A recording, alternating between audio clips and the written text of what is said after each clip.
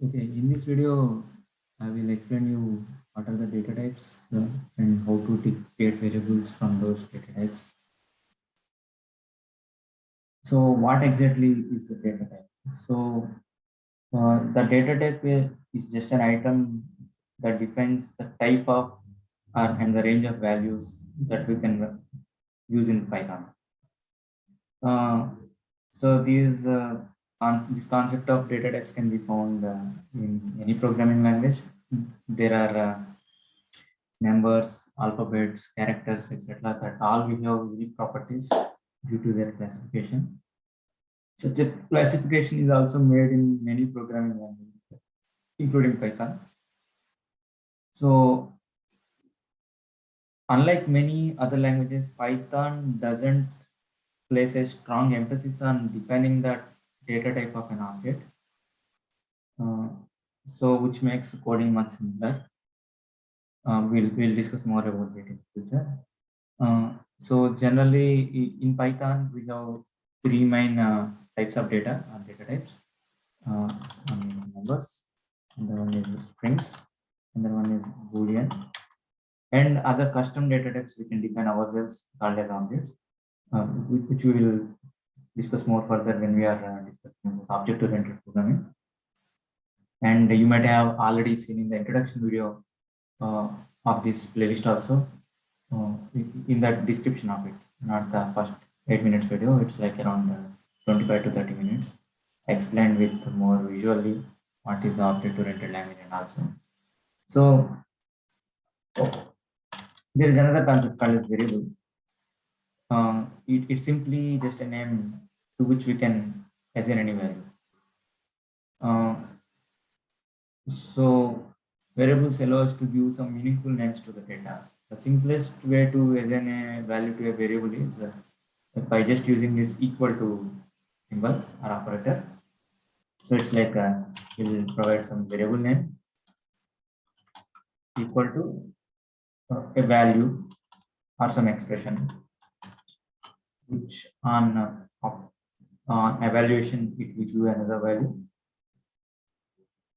So a big advantage of variables is that they allow us to store data so that we can use it later to perform operations in the code. And variables are mutable, means the value of variable can always be updated or replaced later point in the code. So for variables, there are certain rules we have to follow when picking a name for a variable. Those are mostly generic to any language, but I just provide you basic steps. It's like the name of the variable should start with an alphabet, either uppercase or lowercase. It should be an alphabet. Uh, it can also have a number. A number can appear in the name, but it should not. But the variable name should not start with number.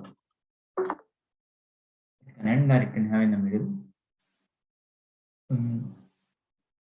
And along with alphabet we can have underscore also. Underscore. It can be anywhere. There is no requirement like number two should not have in the starting. Underscore can be anywhere. Like we can use alphabets, and spaces are not allowed. Instead, if you want to use multiple words, you can just use camel case or snake case to make variable names readable. The name of the variable should be something meaningful that describes what is the kind of value it holds instead of being random names.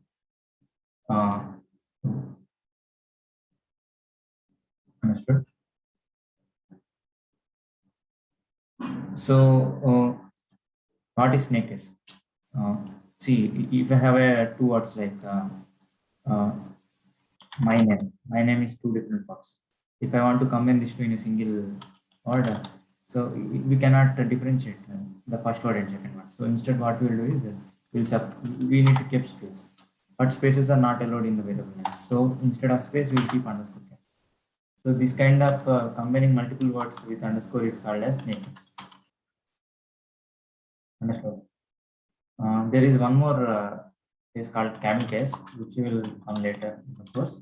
what is, and you might be seeing many familiar with Java and other languages, where the second word will start with capital, so that you can differentiate whenever there is a capital letter, then there is a new word starting.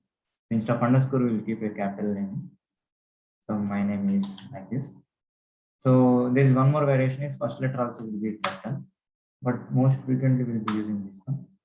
And if it is for function names and variable names, for classes and all, we'll be using capital. We'll discuss more when we use that.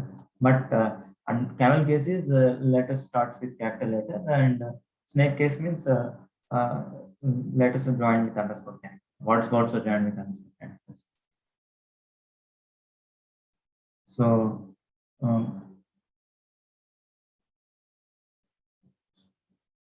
now let's go to the first data types, numbers. Python is one of the most powerful languages when it comes to manipulating numerical data. It is equipped with support for several types of numbers, along with utilities for performing computations on them. There are three main types of numbers in Python.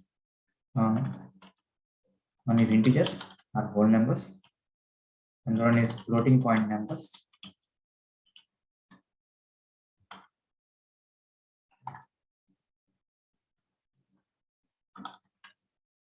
And complex numbers are imaginary and real numbers combined. Integer data type is comprised of all the positive and negative whole numbers. The amount of memory an integer occupies depends on its value. For example, 0 will take 24 bytes, whereas 1 will take 28 bytes.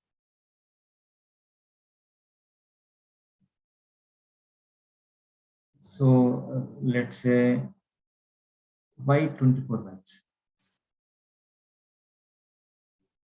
So based on the 24 bytes and 28 bytes, the number of expansion also increases. And some types, let me show you some types of integers.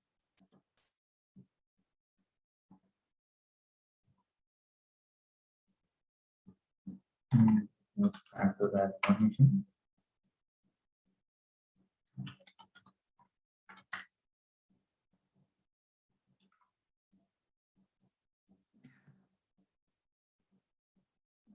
So this is the test machine I provisioned in cloud so that I can use it for demonstration purposes, and I can download any number of softwares and destroy it at the end of the session. So let me open this with the Visual Studio Code instead of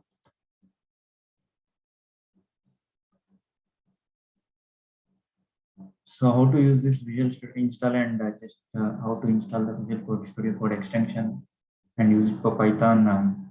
I have demonstrated in another session. So so just go through that video. So let me create a folder here on the desktop. Let's say testing. See a folder is created. I'm just opening this one directly. Open with code extension. It seems it is missing.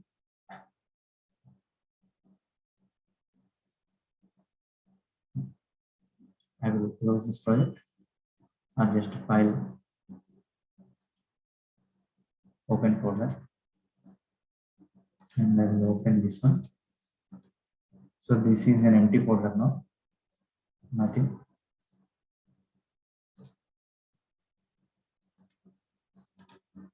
Testing. See here, it's nothing. So whenever I create a file here, it will be appended there also. Let's say some sample numbers here. So as I kept PY extension, it automatically highlighted that one, and again it gives a run symbol also. You see a file is created here with 0 bytes, 0 KB. So I can use print statement to show an integer directly. When I run this, you see it is directly showing the output here. So let's say, let me print a negative number now. 3000, some minus 3000. And I run this, minus 12,000.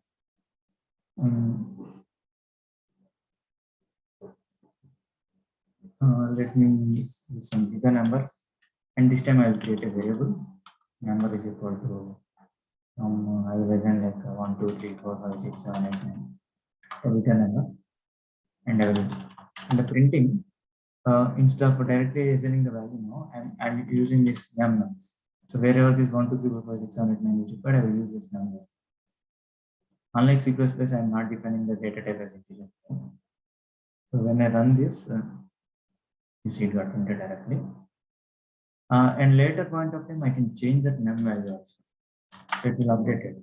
Let's say some minus 16,000 or more, and print that number. You see it got printed.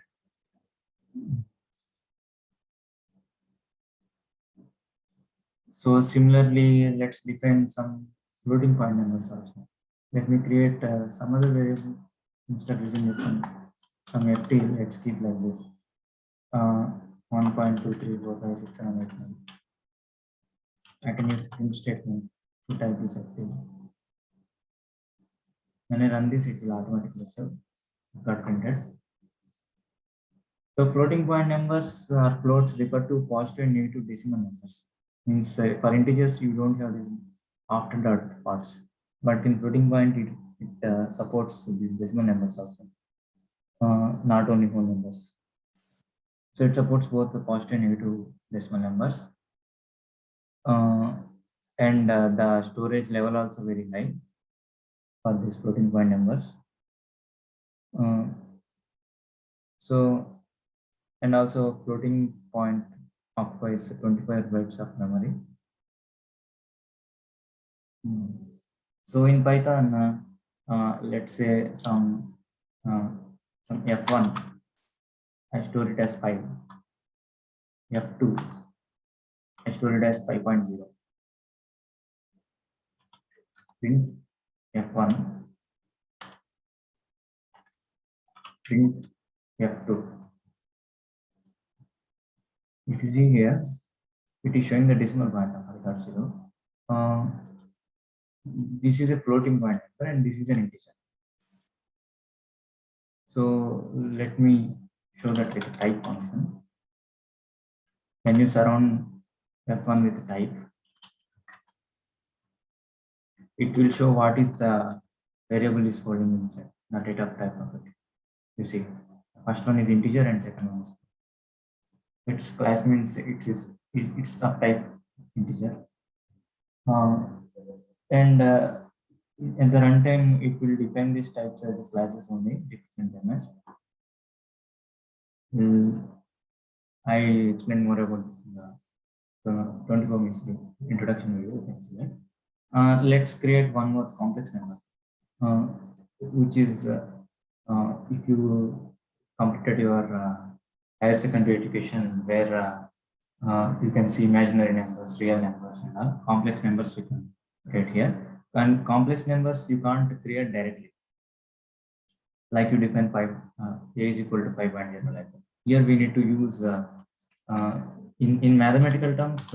When you want to define a complex number, you can type 5 plus 6j, where r I differs on different textbooks.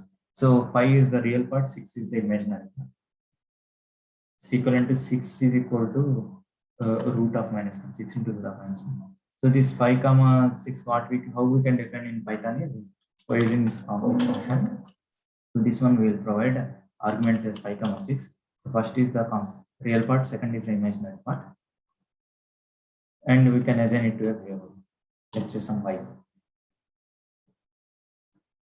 Understood. So let me print that 5. So when you run this, you see representation internally it is executing like 5 plus 6, but you cannot assign directly. You cannot use like h is equal to 6 plus 6j.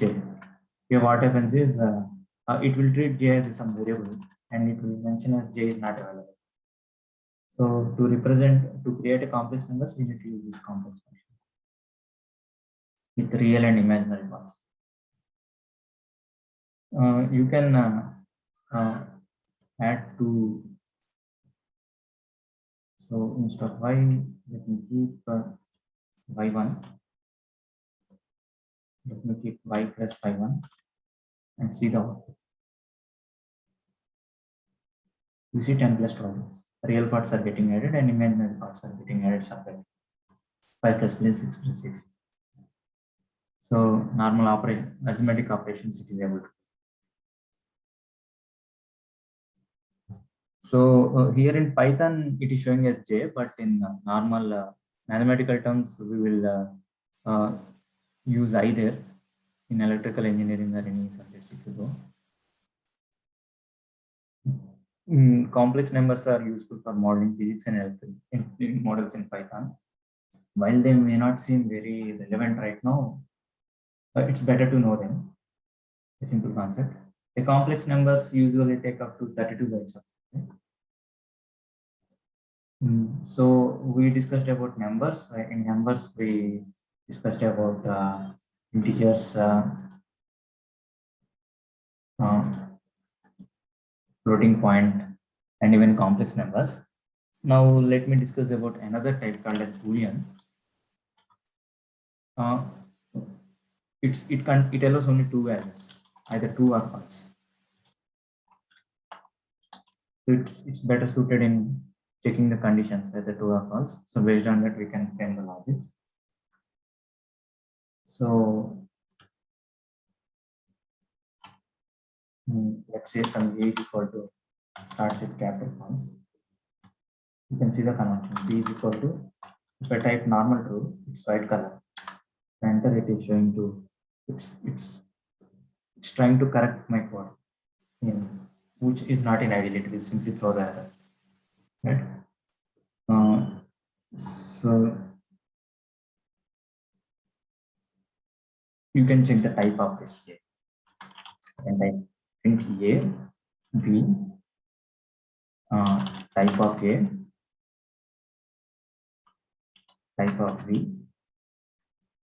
If I execute this, all of them it's shown in a single line with space separated. You can keep SCP is equal to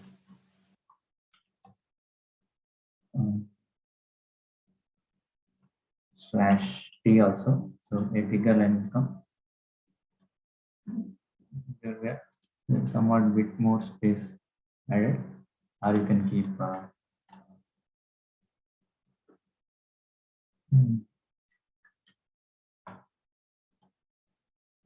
so every line will be separated like this.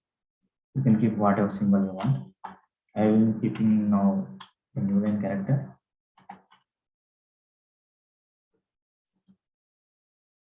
That's it. So A is false and Boolean type, B is true and that is also Boolean type.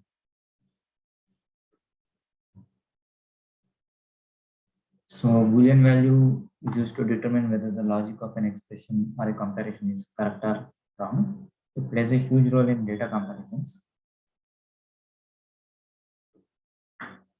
So now we will discuss about strings. So in the starting of the class, if you remember, I defined two words hello world. To print that one, I surrounded them with double quotes. So a string is a collection of characters closed within singular double quotes. A string can contain a single character or just empty value surrounded by quotes. So let me show you a sample. Let's say h3 is equal to, I define one variable. I'll keep the name as Harry Potter. Similarly, you don't need to provide space, that's just for convenience. GOT box. I print GOT, it will print directly. Its complete value it is taking as a single variable and as an integer. You can define a single character also, like string is equal to just a symbol like dollar, or you can keep it as empty also, is equal to just double quotes or single quotes, empty value.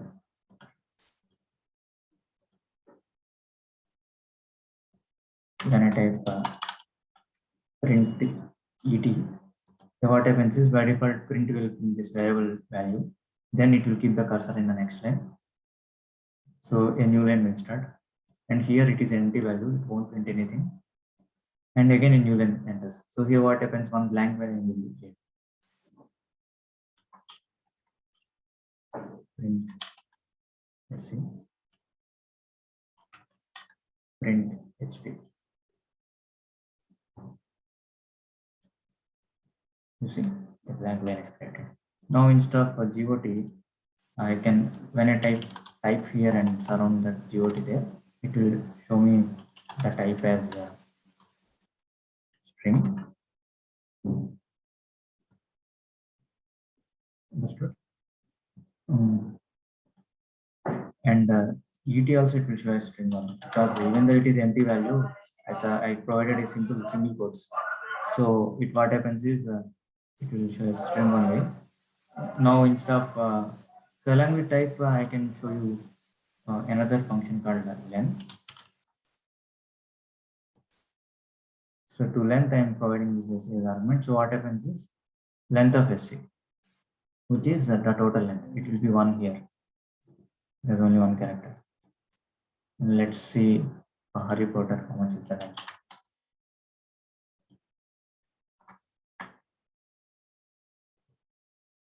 13. Yeah.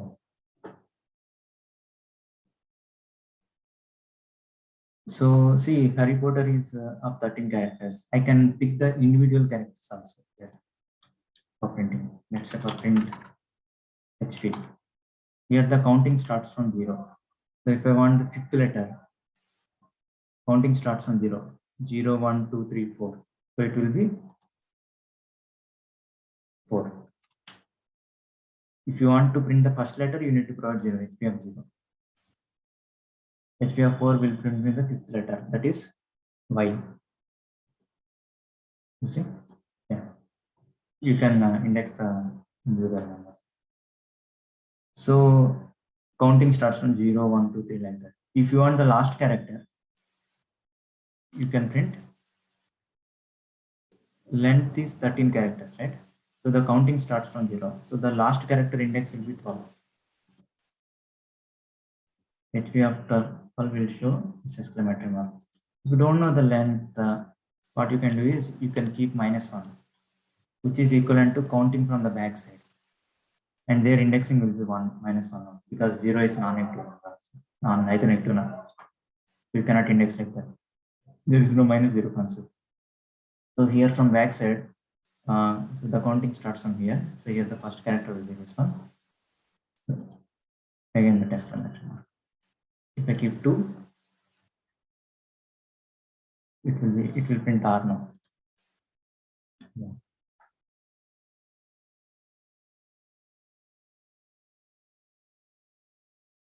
Or you can define like this also. You want the index at runtime. Instead of providing HP of -2, inside this quotes, I can provide argument like length of HP is 13 -1, which is equivalent to 12. Even though you don't know length, it will calculate at runtime, and this value will be returned 12, and that will be printed as a string.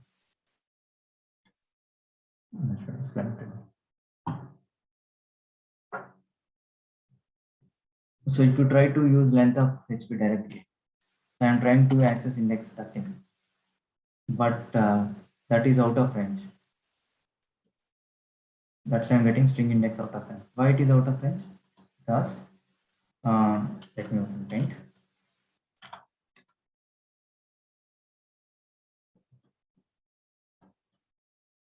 Let's say I have a letter with 3 characters. 1, I. So when I type length of this variable, say some s, length of s will give me 3, but indexing will be 0, 0, 1, 2. So one number less than the length will be the final index. If you try to access 3, this is the last index. There is no element after this. So that's why you're getting index out of range. That's it.